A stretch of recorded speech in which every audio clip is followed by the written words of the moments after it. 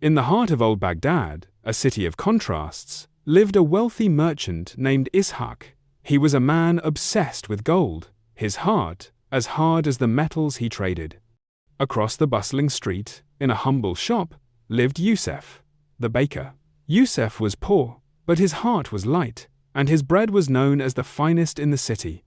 Every morning, the wealthy Ishaq would buy a loaf of bread from Yusuf, but Ishaq was a suspicious man. One day, he decided to weigh the loaf on his own precise scales. He roared in anger when he found it was a few grams underweight. He stormed across the street into Yusuf's small bakery, his face red with fury. "Thief! You have been stealing from me every day! This bread is underweight!" "Forgive me, master," Yusuf pleaded. "I am a poor man. I cannot afford a fine scale as you do.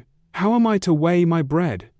"That is not my concern. You are a cheat, and you will answer to the Qadi, the judge." And so, Yusuf the baker was dragged before the city's wise judge. He stood trembling, facing the wealthy merchant. "Ishaq, you accuse this man of theft by short measure. Is this true?" "It is, Your Honor.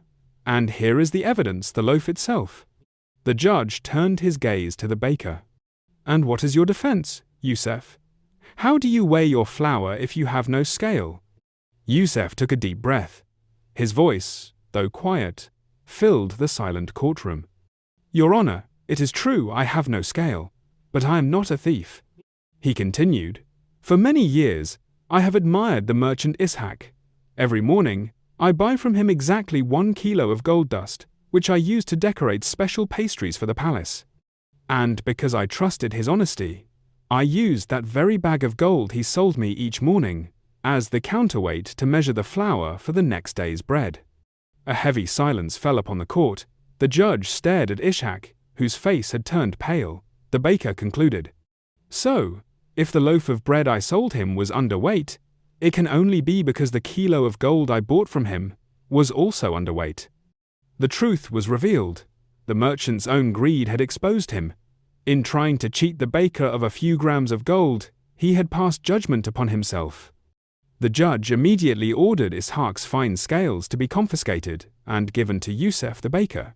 He also ordered the merchant to repay the baker for all the gold he had stolen over the years. Yusuf returned to his bakery, thankful for the justice of fate. Ishaq lost both his gold and his reputation in a single day.